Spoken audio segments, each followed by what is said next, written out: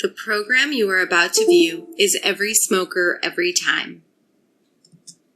The philosophy of Every Smoker, Every Time is that every interaction with a tobacco user is an opportunity to discuss cessation.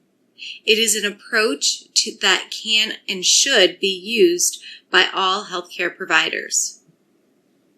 Tobacco use is the #1 most preventable cause of death and disease in the United States.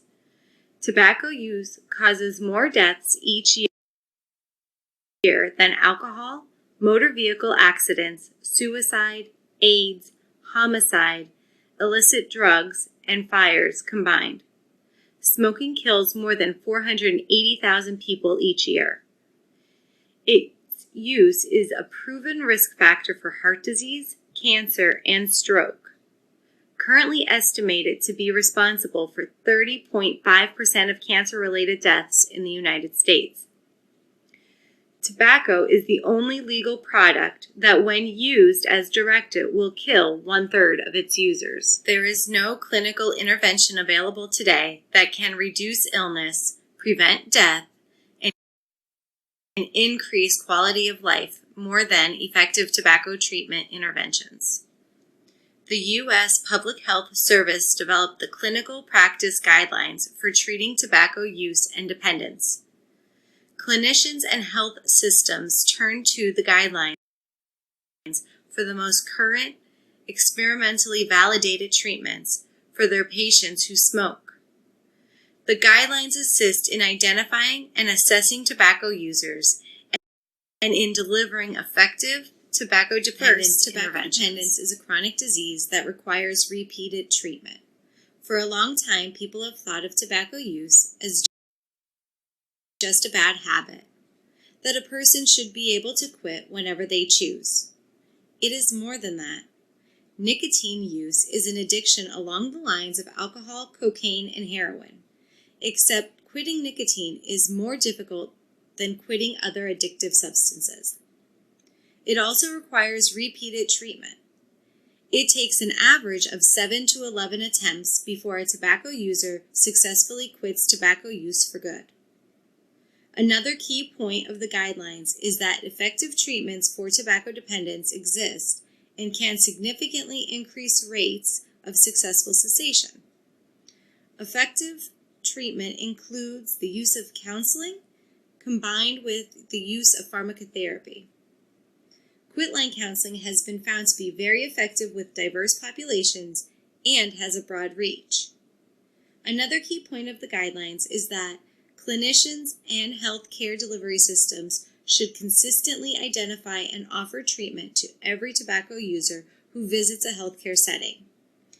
This includes not only physicians, but also nurses, physician assistants, medical assistants, dentists, dental hygienists, physical therapists, occupational therapists, dermatologists, gynecologists, respiratory therapists, and community health workers.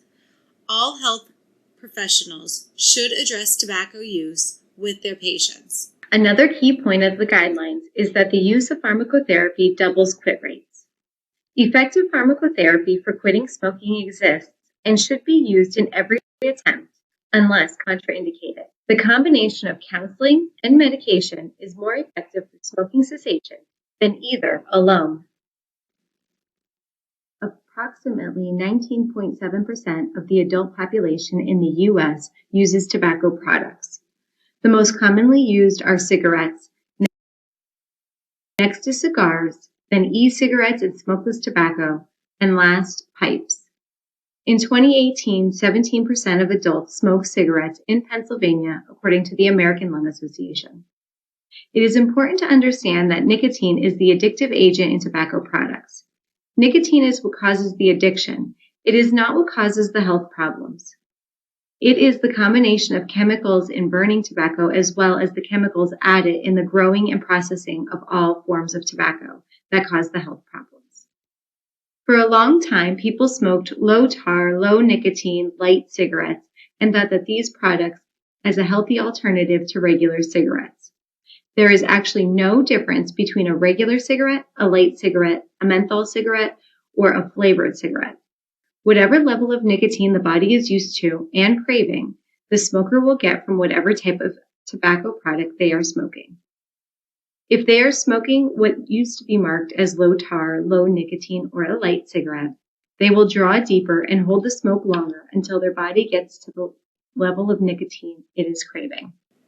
Tobacco smoke has been found to cause disease in almost every part of the body. Some of the health effects of smoking are heart disease, cancer, stroke, COPD, flu, pneumonia, and diabetes. Smoking can worsen existing asthma. Smokers are twice as likely to have erectile dysfunction as non-smokers, and smokers have twice the risk of gum disease as non-smokers. The nicotine in tobacco reduces saliva flow, and some smokers may have thicker saliva, which means it does not protect the teeth as well. Smokers are more likely to lose their teeth than non-smokers. In 2016, 7.2% of women who gave birth smoked cigarettes during pregnancy. According to the American Lung Association, smoking during pregnancy causes 20 to 30% of low birth weight babies, 14% of preterm deliveries, 10% of infant deaths, and increased risk of sudden infant death syndrome, or SIDS, and birth defects of the mouth and lip. There can be long-term health risks for babies as well. Smoking during pregnancy can cause your baby to have more colds, lung problems, learning disabilities, and physical growth problems. E-cigarettes and other tobacco products containing nicotine, the addictive drug found in tobacco, are not safe to use during pregnancy. Nicotine is a health danger for pregnant women and developing babies, and can damage a developing baby's brain and lungs. Also, some of the flavorings used in e-cigarettes may be harmful to a developing baby. According to the CDC, secondhand smoke causes numerous health problems, such as more frequent and severe asthma attacks, respiratory infections, and ear infections. Third-hand smoke is made up of gases and toxins that remain in people's clothes and hair, in the carpet, furniture, and drapes.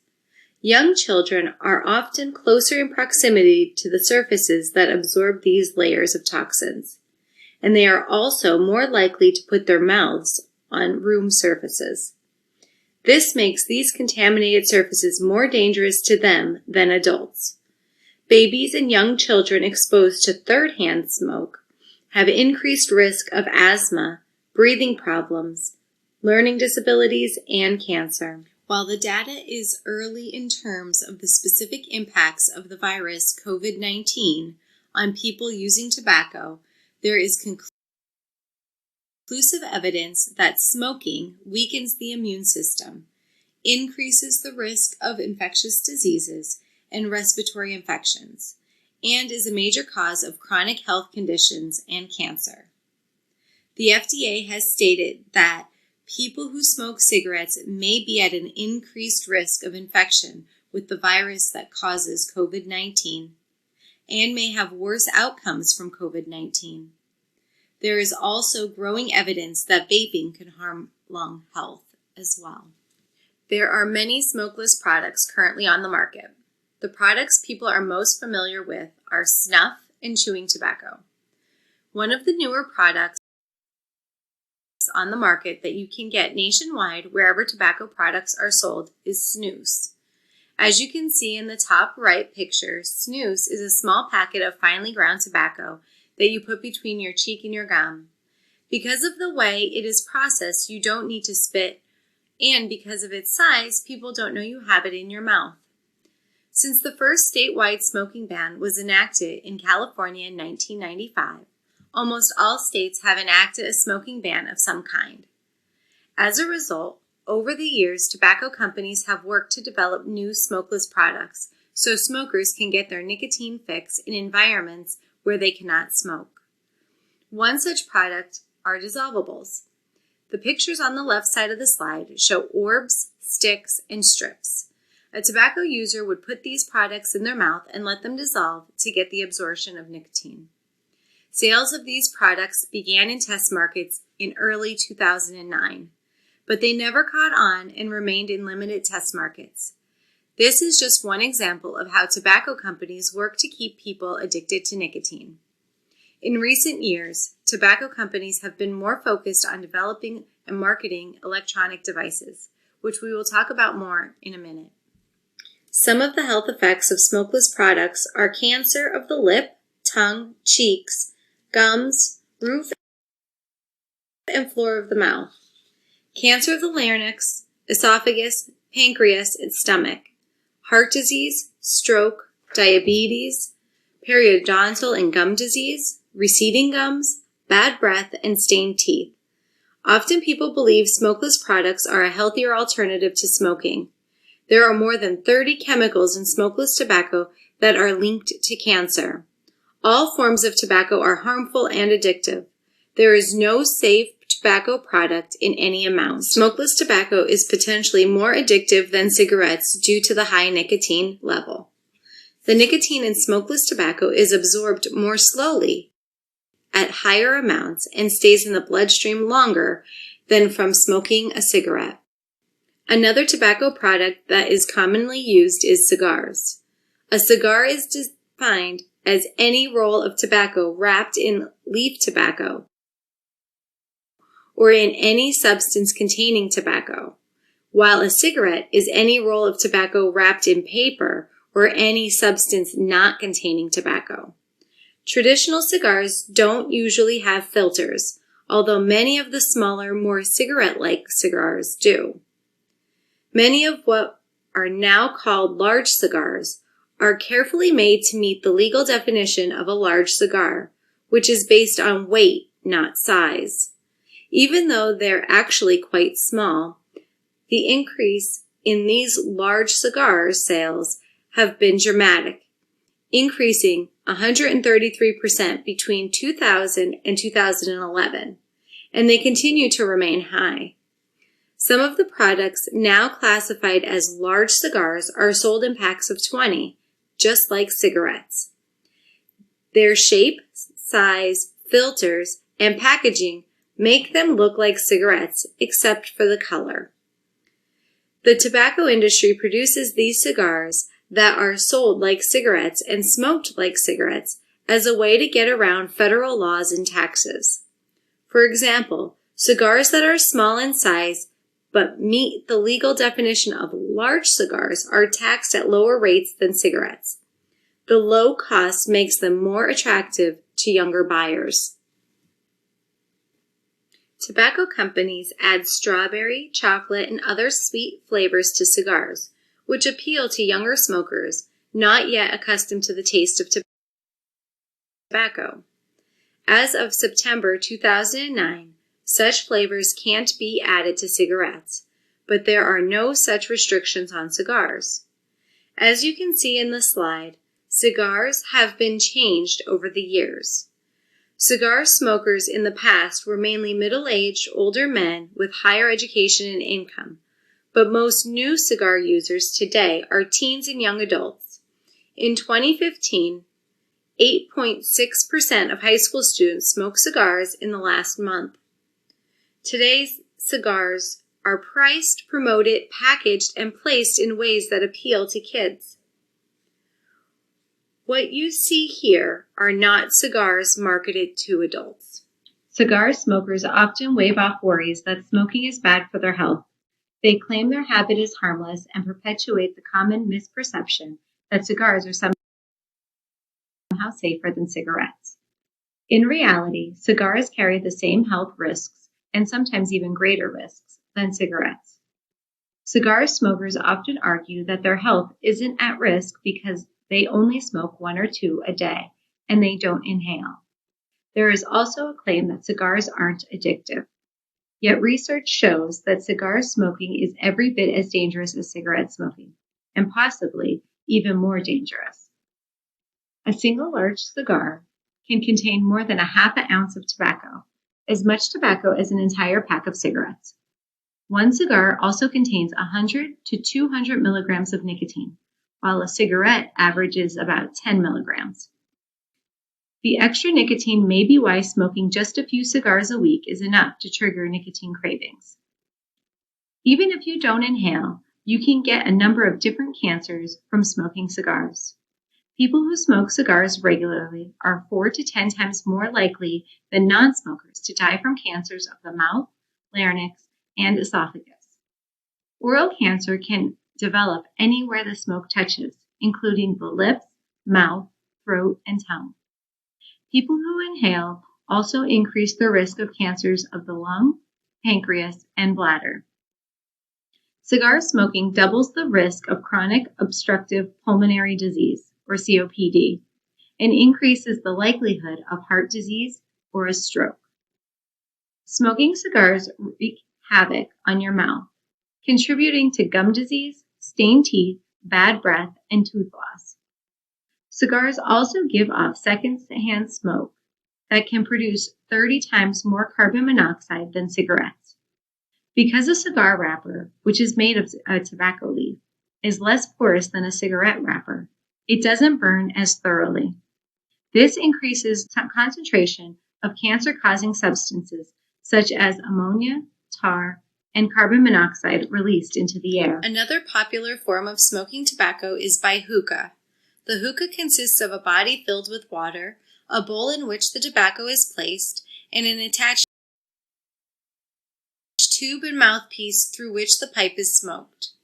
Water pipes and hookahs originated in ancient Persia and India about 400 years ago and were used for ceremonial purposes in some cultures. Hookah use has increased in popularity over the past decade, especially among young people, with the introduction of flavored tobacco, hookah bars, aggressive marketing, and media hype. Hookahs are filled with fragrant tobaccos in a variety of flavors such as cherry, apple, or mint.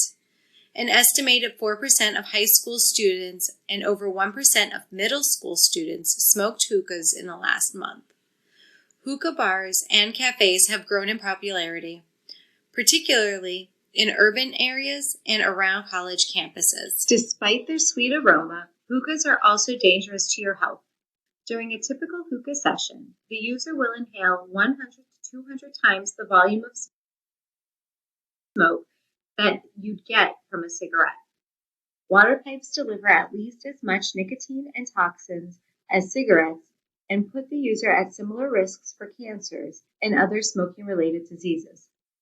Some of the health effects of the hookah use are lung, oral, and bladder cancer, cancer of the esophagus and stomach, heart disease, respiratory problems, and additional health effects you don't find with other types of tobacco use, such as infections like tuberculosis, herpes, hepatitis, and mononucleosis, which can be transmitted through the sharing of the same mouthpiece. Hookah bars are not required to sterilize or replace the mouthpieces after use, although most have disposable mouthpieces available. Hookah bars don't always clean the tubes the mouthpieces are attached to. If the water in the bowl of a hookah sits and is not cleaned often, it can develop mold and bacteria, which potentially allows for the spread of disease. Many cities and states have exemptions that allow hookah bars to remain in operation despite the passage of Clean Indoor Air Act legislation. The newest products to enter the market are ENDS, electronic nicotine delivery systems. These are devices whose function is to vaporize and deliver a chemical mixture typically composed of nicotine, propylene glycol, and other chemicals to the lungs of the user. Electronic cigarettes, or e-cigs, are the most common prototype of ENDS. When a user inhales on the mouthpiece, the vaporizer is turned on and converts the liquid in the cartridge into a vapor. A battery powers the vaporizer and has an indicator light to show the device is in use. The components of a typical electronic device are illustrated on the slide. This is how the original e-cigarette was designed. You can now find the device in many shapes, sizes, colors, disposable, refillable, and rechargeable. Electronic devices are also known as e-hookah, hookah pens or vape pens. They vary in quality, safety, size, price, and efficiency of nicotine delivery. The safety of these electronic devices has not been scientifically demonstrated. The potential risks they pose for the health of the users remains undetermined. Scientific testing indicates that the products vary widely in the amount of nicotine and other chemicals they deliver, and there is no way for consumers to find out what is actually delivered by the product that they have purchased. Most electronic devices contain large concentrations of propylene glycol, which is a known irritant when inhaled. The testing of some of these products also suggests the presence of other toxic chemicals, aside from nicotine. Because users don't inhale tar and other additives found in cigarettes, some people may feel an electronic nicotine delivery system, such as e-cigarettes, are healthier. While it is true they do not carry the same cancer risks as other forms of tobacco, it is not known whether electronic devices are safe to use long term. For example, researchers have confirmed that synthetic nicotine still causes diminished lung function, elevated heart rate, and constricted blood vessels. The FDA has not found the use of any electronic device to be safe and effective in helping smokers quit. Many smokers use an electronic device with tobacco instead of as a replacement, and there is concern that the users may actually be exposed to more nicotine than before the electronic device.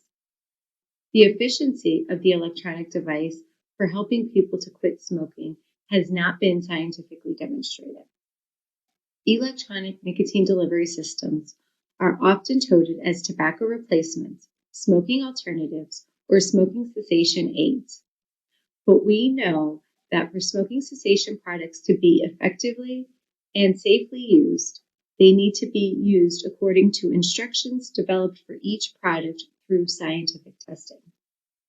There are no scientifically proven instructions for using electronic devices as replacements or to quit smoking. The implied health benefits associated with these claims are unsubstantiated or made based on inaccurate or misleading information. When electronic devices are used as cessation aids, they are intended to deliver nicotine directly to the lungs.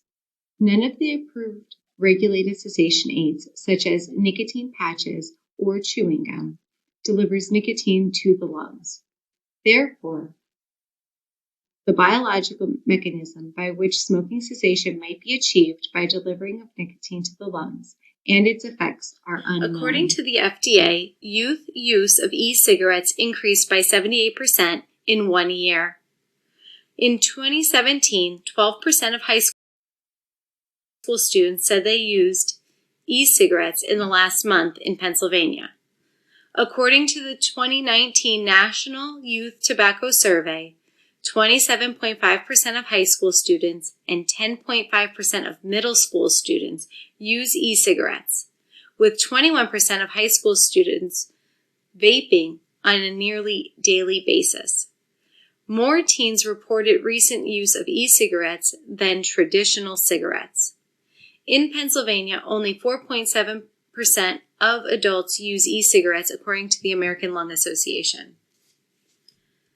A recent study published in the Journal of American Medical Association provides evidence that use of electronic cigarettes by youth who had not previously smoked could lead to use of cigarettes and other smoked tobacco products. This increase in youth e-cigarette use comes as e-cigarette makers have marketed their products with the same tactics long used to market regular cigarettes to kids, including celebrity endorsements, slick TV and magazine ads that portray e-cigarettes as fun and glamorous, and sponsorships of race cars and concerts.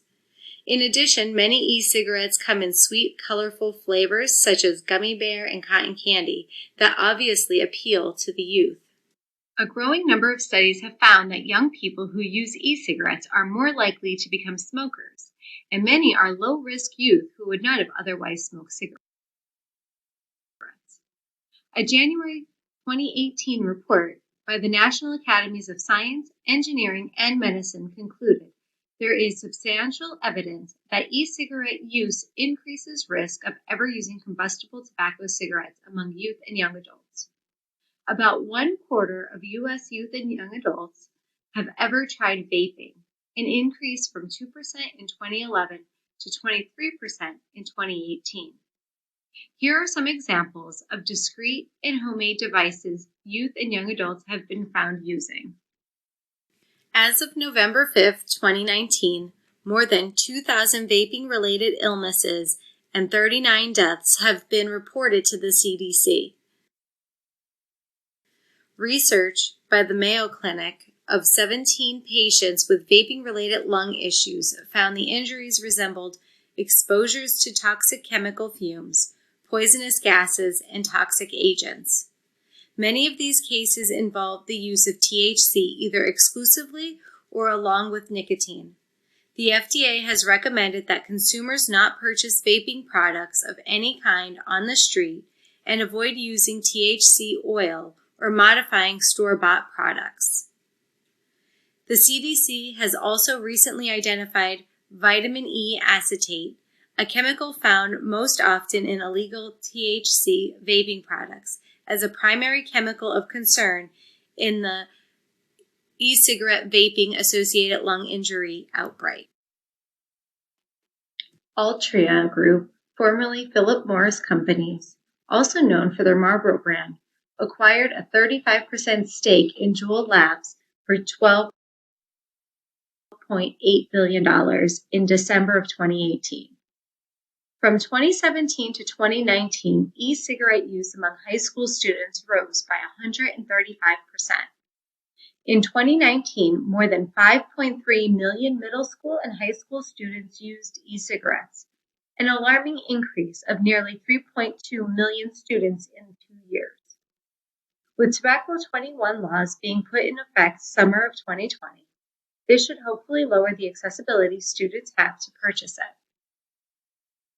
Juul appears to deliver nicotine more effectively and at a higher dose than other e-cigarettes, increasing users' risk of addiction. The manufacturer has claimed that each Juul pod, which is a cartridge of nicotine liquid, contains as much nicotine as a pack of cigarettes. However, research has found that many young Juul users don't know the product always contains nicotine, and many teens call the use of the product Juuling, indicating they may not realize it is an e-cigarette or tobacco product. The FDA policy passed in February of 2020 only prohibits flavors with an exemption for the popular flavor menthol in e-cigarette products that used closed-system e-liquid cartridges. That means menthol flavors in all forms, including Juul pods, and all flavored nicotine like cotton candy and gummy bears used in disposable and refillable cartridges can remain on the market. Until such time as any given electronic nicotine delivery system device is deemed safe and effective and of acceptable quality by a competent national regulatory body, consumers should be strongly advised not to use any of these products, including electronic cigarettes. Tobacco is known as a gateway drug. It is usually the first drug problem. About 90% of tobacco users begin before the age of 18. The top reasons are because their parents smoke or their friends smoke. It helps a person learn about using and doing something that is disapproved. Nicotine is pharmacologically similar to other addictive drugs. They trigger the same reward pathways in the brain. Nicotine is recognized as one of the most frequently used legal addictive drugs, although it is the one you hear the least about. Most people who use other drugs also use and began using tobacco. The patterns of quitting are similar to other drugs. People who have used multiple substances often report that stopping tobacco use is harder than stopping alcohol, cocaine, or heroin. Tobacco becomes part of your everyday life. It is less expensive per dose even at over $8 per pack, and it is more readily available. You can find tobacco in any grocery store, convenience store, gas station, and most drugstores. It is more socially accepted, although that is changing. It is not uncommon to walk out of a building, down a street, or in a public place and see people smoking. So what is nicotine? Nicotine is the addictive agent in tobacco products. Nicotine is what causes the addiction. It is not what causes the health problems or disease. Most cigarettes contain 10 milligrams or more of nicotine, and the average smoker takes in about 1 to 2 milligrams of nicotine per cigarette, depending on how effectively they smoke the cigarette. One average size pinch of smokeless tobacco held in a mouth for 30 minutes delivers the same nicotine as 3 to 4 cigarettes. What is the cycle of addiction? Nicotine acts on certain receptors in the brain, releasing hormones and neurotransmitters, including dopamine. Dopamine may be the master molecule of addiction. The smoker feels pleasure, reduced tension, appetite suppression, and enhanced performance. The smoker's brain gets accustomed to a certain level of nicotine and tolerance develops. Eventually, the brain becomes dependent on nicotine to produce even normal levels of dopamine. Higher levels of nicotine become necessary to produce the same effects that lower doses used to produce, causing the smoker to smoke even more. Between cigarettes, nicotine dissipates in the body. The smoker's craving returns, and the cycle starts over. While people begin using tobacco and other substances to feel high, they end up using them so they won't feel low. So why is it so hard to quit? Nicotine reaches the brain within 10 seconds of inhalation. When you take a puff of a cigarette, within 10 seconds, the nicotine starts a series of biochemical reactions that cause the release of dopamine, which gives the feeling of pleasure and calm. Between cigarettes, the level of nicotine and dopamine dissipate, causing the smoker to experience withdrawal symptoms. The brain then craves nicotine to release more dopamine to achieve the feeling of pleasure and calm, and the cycle continues.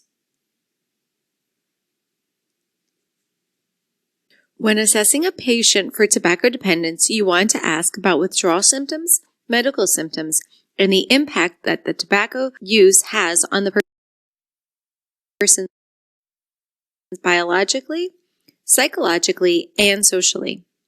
But the most important 2 questions to ask to find out how dependent a person is on their cigarettes is the time of their first cigarette in the morning and how many cigarettes do they smoke per day. If a person is smoking within 30 minutes of waking, they are highly dependent on their cigarettes.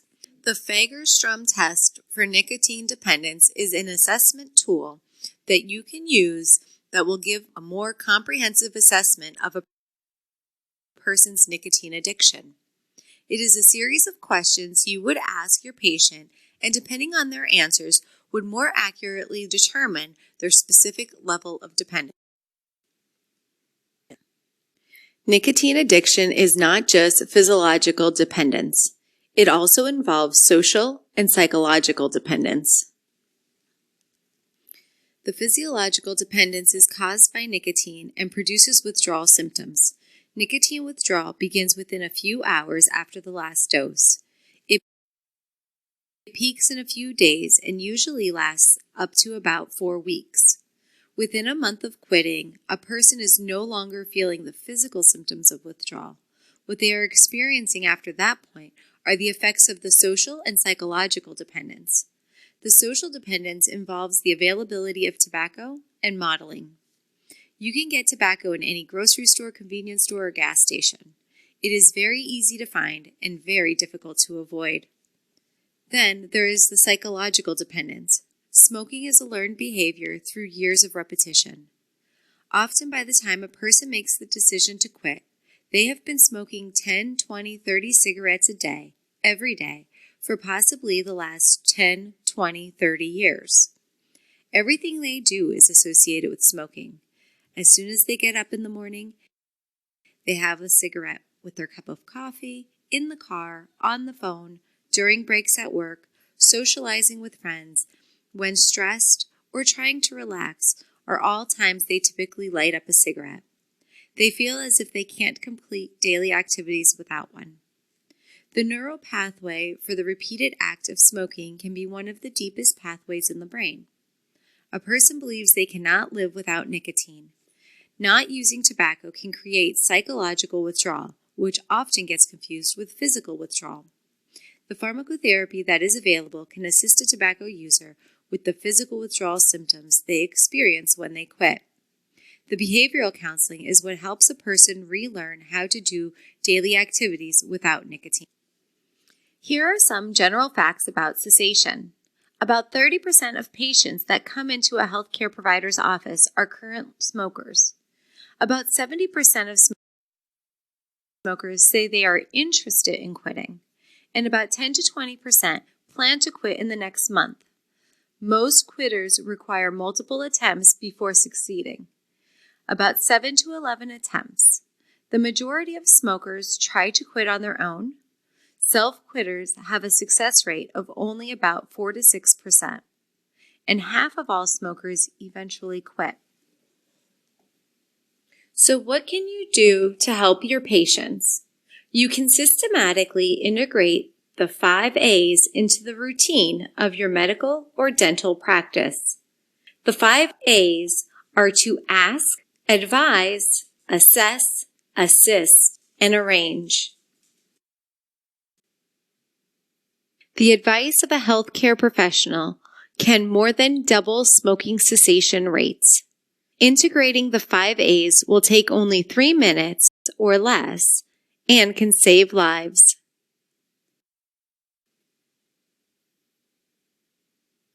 The first step is to ask every patient at every visit about their tobacco use and record it in their chart. This can be done by the person who takes the vitals. Ask the patient, are they a tobacco user, currently, formerly, or never? And remember to follow up about vape use. The second step is to advise patients who are tobacco users to quit. Deliver clear, strong, personal, and straightforward advice about the importance of quitting. Make sure that advice is relevant to that patient and their situation. The third step is to assess their willingness to make a quit attempt in the next 30 days. Find out on a scale of 1 to 10 how motivated they are to quit. If the patient is motivated and willing to quit, provide assistance. Either offer intensive treatment if that is something your office provides, or refer the patient for treatment. If the patient is unwilling to quit, provide a motivational intervention using the 5 R's, which I will discuss in a minute, and this will enhance their motivation to quit. Another way to assess a person's readiness to quit is to determine their stage of change. A patient is in pre-contemplation if they have no desire and are not even considering quitting. A patient is in contemplation if they indicate a desire to quit, possibly in the next 6 months, but have not set a quit date. They are ambivalent. Preparation is the stage a patient is in if they are ready to quit, have set a quit date, and are open to assistance with developing a quit plan. Action is the stage when the patient has already quit and is learning to live without tobacco.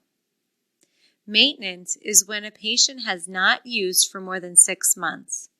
If the patient is in preparation, action, or maintenance, you want to provide or refer the patient for the support and assistance they need to become and remain tobacco-free. If they are in pre-contemplation or contemplation, you want to provide motivational intervention using the 5 R's. When giving advice to a patient who is unwilling to quit, you will want to make sure the advice is relevant to his or her situation. Be as specific as possible. Motivational information has the most impact if it is relevant to the patient's disease status or risk, family or social situation, health concerns, age, sex, and other important patient characteristics. Ask the patient to identify and discuss the risks of continued smoking. The acute risks such as shortness of breath or harm to pregnancy. The long-term risks such as heart attacks and strokes, lung and other cancers. Discuss the rewards or benefits of quitting, such as improved health, setting a good example for their children, saving money, reducing wrinkles or aging of the skin. What are some roadblocks for the patients? Is it withdrawal symptoms, fear of failure, weight gain, or lack of support? And finally, repeat. Repeat the message with every interaction you have with the patient. Give the patient something to think about between now and the next time you see them. If you can get the patient to move from pre-contemplation to contemplation or from contemplation to preparation as a result of your advice, that in itself is success. The fourth step of the 5 A's is to assist by helping the patient formulate a quit plan. If they are ready to quit, encourage them to set a quit date within the next 2 weeks. Offer pharmacologic support and refer for behavioral support. There is in-person counseling available, the quit line, and online educational support. I will talk more about all of these options. Have your patient tell family and friends they are trying to quit. The more people that know a person is trying to quit, the more support they will receive, which increases the chances for success. Evidence in the clinical practice guidelines for treating tobacco use and dependence demonstrates that an intervention using both medication and counseling can be up to 4 times more effective than quitting cold turkey. Medication will address the physical dependence, and counseling will address the social and psychological dependence. In most communities, in-person cessation counseling is available either individually or in groups to support tobacco users to become and remain tobacco-free. The counselors work together with the patient to set a quit date, offer information about medication options, and will provide tips for managing cravings and urges, offer suggestions for reducing exposure to triggers, and last but not least, strategies for relapse prevention. In the state of Pennsylvania, it is divided into 8 regional health districts. Each district has a primary contractor who oversees the tobacco settlement grant money in their region to provide prevention, education, and cessation services. You should feel free to contact the primary tobacco contractor in your area to find out what services are available.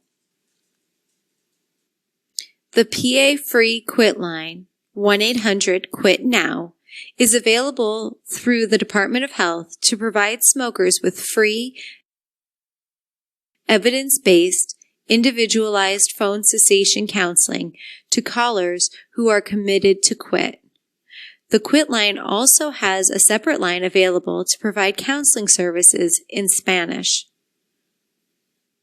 The Quit Line counselors work with the patient in the exact same way as in-person cessation counselors would, except that the counseling is provided telephonically. The Quit Line now offers a program specifically geared to pregnant women. Support for quitting is available during the pregnancy as well as postpartum. The PA Quit Line has an electronic referral process for patients who are ready to quit in the next 30 days and ready to accept a call from the Quit Line.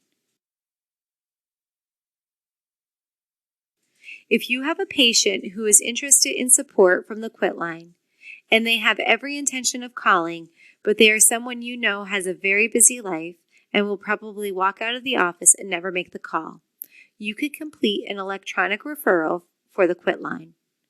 And a Quit Line counselor will call your patient. When a referral is made, one of three things will happen.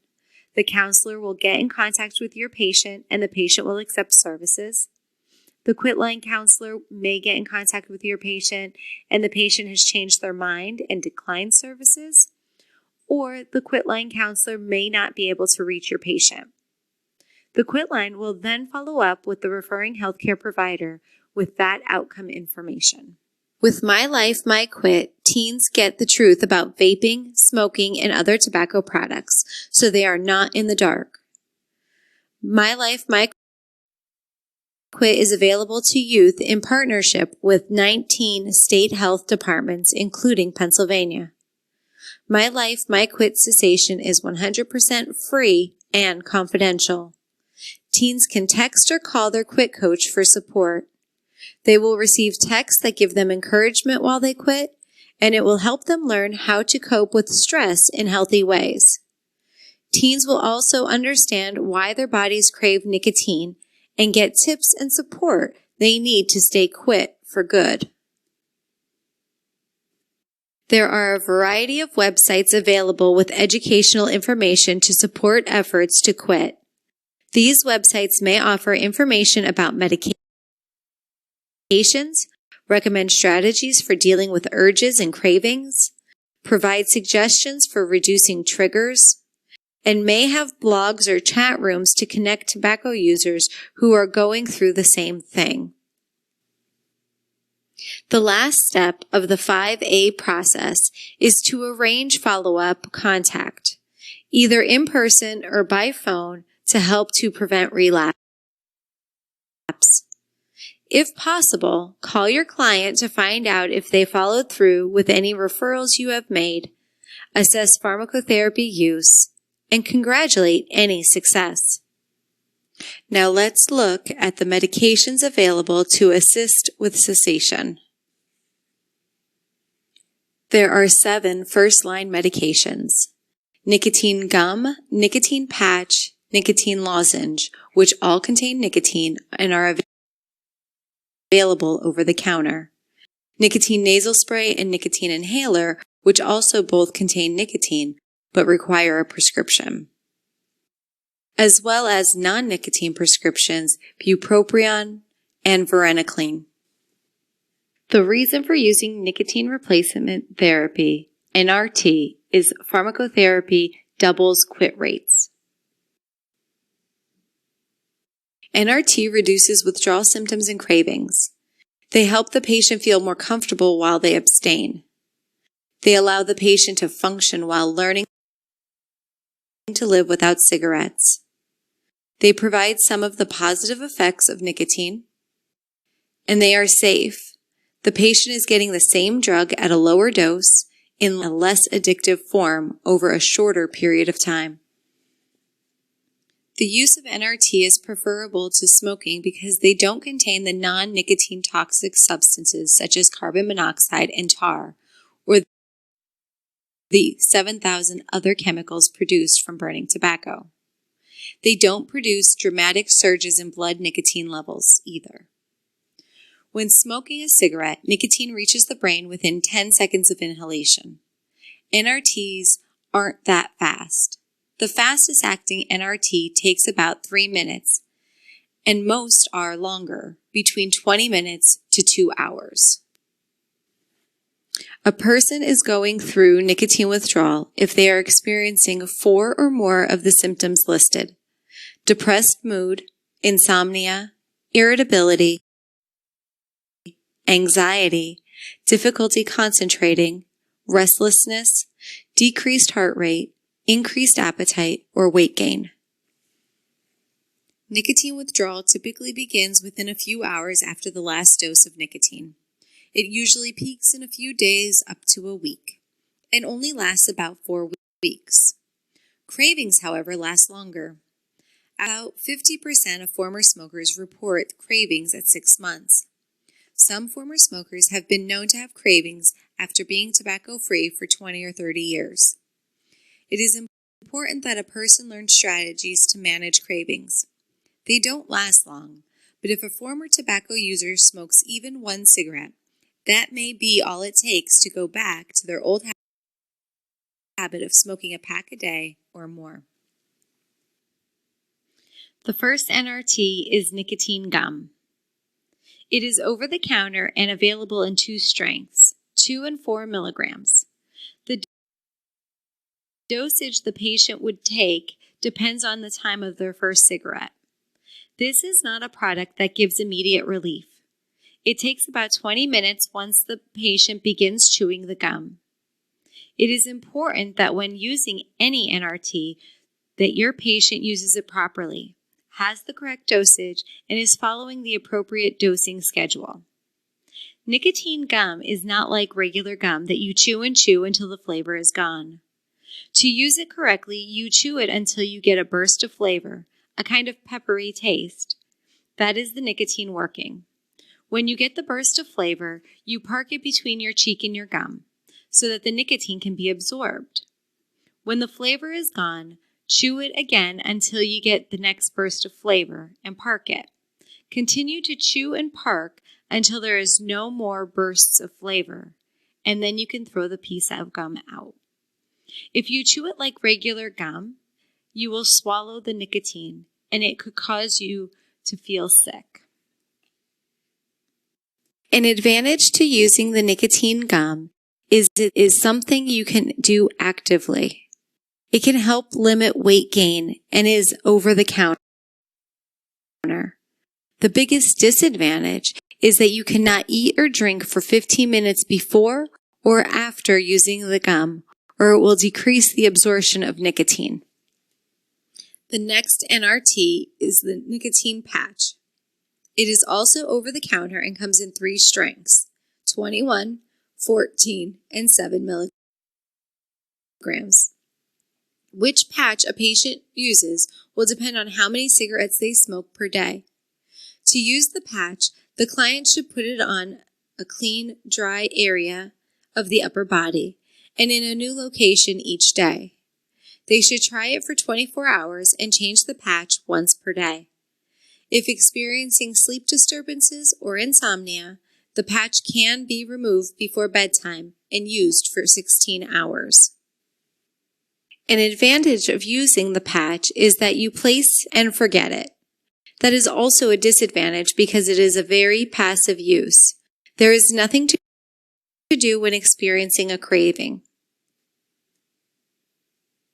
When you are working with a very heavy smoker who smokes more than 1 pack per day or who has failed on the standard dose patch because of nicotine cravings, and there are no adverse effects on the standard dosage, consider a higher dose or doubling the patch, such as the 21 and 7 milligram patch or 21 and 14 milligram patches together. A cigarette smoker will get 1 to 2 milligrams of nicotine per cigarette. When using NRT, you want to reduce the level of nicotine the person is used to getting and then taper. If the patient is smoking 2 packs per day, they are getting at least 40 milligrams of nicotine. So using just one 21 milligram patch won't adequately alleviate the craving and withdrawal symptoms. Another NRT is the nicotine lozenge. It is also over the counter and comes in 2 strengths, 2 and 4 milligrams. The dosage your client would take will depend on the time of their first cigarette in the morning. The lozenge is very similar to the gum. When using the lozenge, the patient should let it dissolve and not chew it. If they chew it, they will be swallowing the nicotine rather than it being absorbed, and this could cause them to feel sick. The next NRT is the oral inhaler. It is by prescription only. It is a plastic tube that looks like a cigarette that you insert a nicotine cartridge into it and then puff. Each nicotine cartridge delivers 4 milligrams of nicotine over 80 inhalations. The cartridge produces a vapor when air is drawn through the tube into the mouth.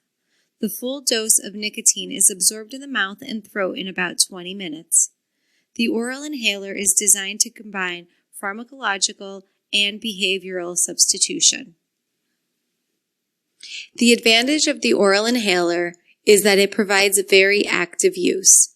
It helps with the hand-mouth behavior a smoker is used to. The disadvantages are it causes throat and mouth irritation and possible cough. It is visible to others and can cause nausea, hiccups, and a headache.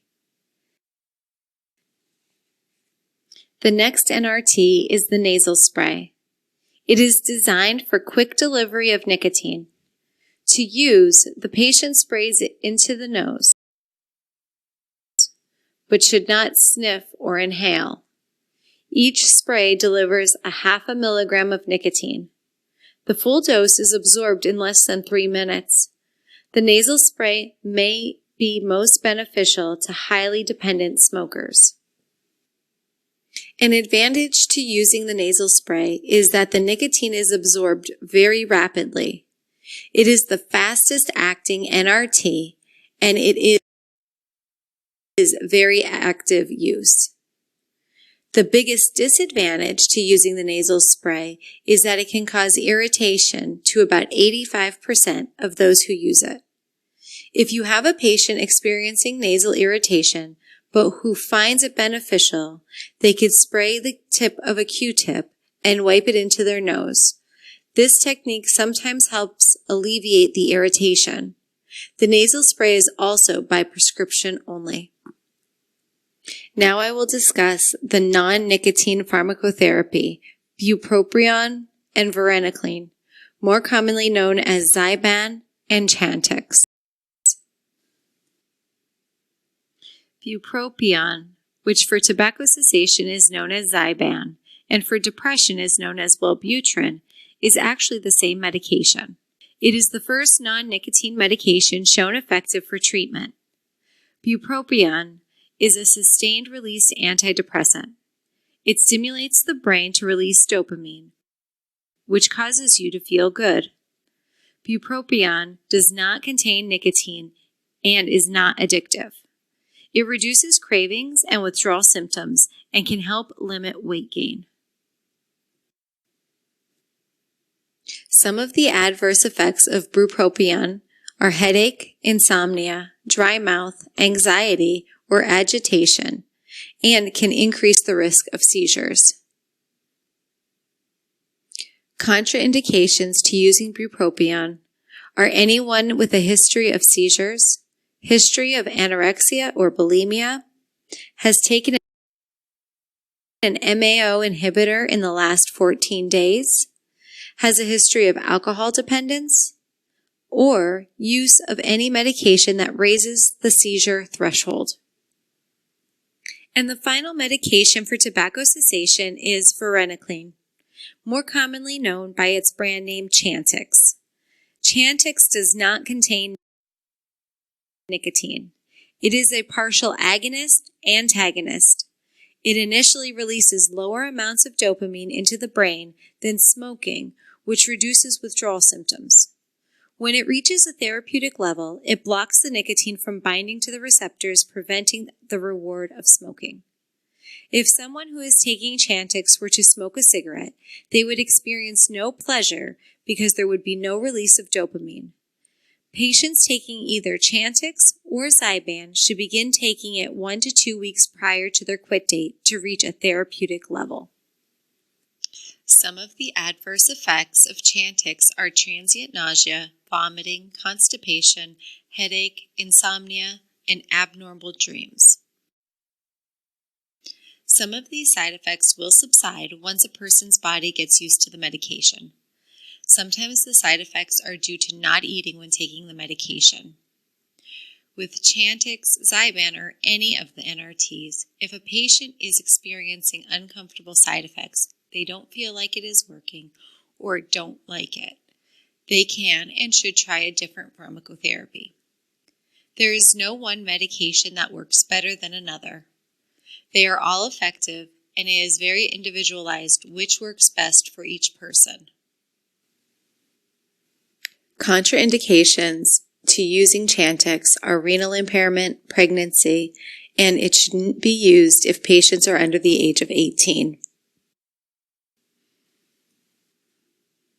If a patient is unable to remain abstinent or if they're still experiencing withdrawal symptoms using a single therapy, combination therapy can be used. Highly dependent smokers may benefit from combining a long-acting pharmacotherapy such as a patch or bupropion with a short-acting, self-administered form of NRT such as the lozenge, gum, or inhaler. There is evidence that combined forms of NRT or combining NRT with bupropion are more effective than a single agent. However, only the patch and bupropion combination have been approved by the FDA for smoking cessation.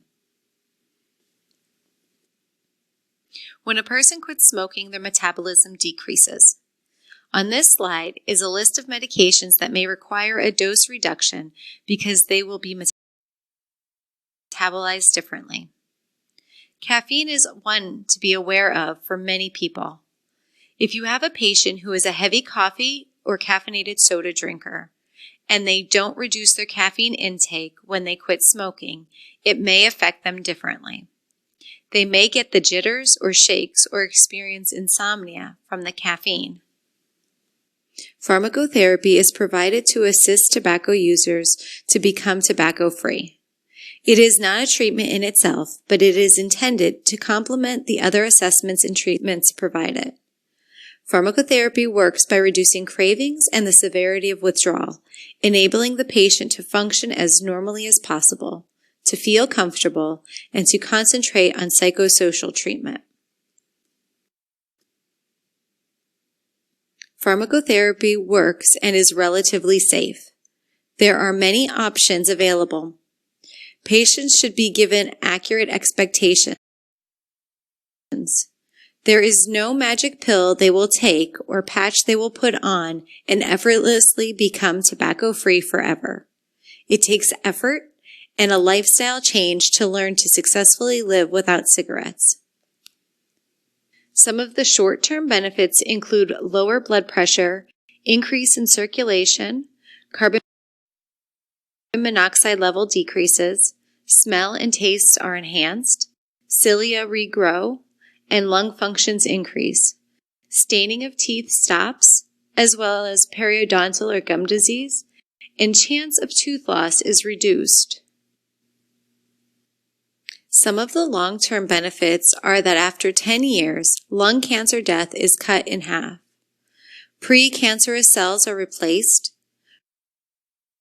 Risk of cancer of the mouth, throat, esophagus, bladder, kidney, pancreas all decrease. And the risk of heart disease is that of a non-smoker. Additional benefits of quitting include children are less likely to become smokers once their parents quit. All family members will be exposed to less secondhand smoke.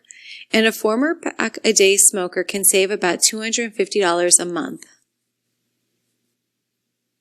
When a person quits smoking, they may initially feel worse before they feel better, as their body is adjusting and clearing itself of built-up toxins and chemicals. A person may experience increased stress, blood pressure, and heart rate. They may gain weight.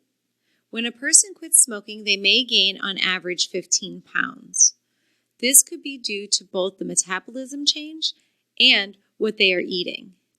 Caffeine toxicity is also a side effect as well as depressive symptoms. In summary, brief tobacco dependence treatment is effective, and every patient who uses tobacco should be identified, encouraged to quit, and offered treatment. Patients willing to quit should be provided FDA-approved effective treatments, and patients unwilling to quit should be provided an intervention to increase motivation. There is a new way of viewing progress in smoking cessation. Defining success only by the number of smokers who quit is discouraging. Getting smokers to move from one stage to the next in the quitting process is a more accurate definition of success. Health professionals shouldn't grade themselves on how many people they can get to quit, but rather how many times they provide the message when the opportunity arises.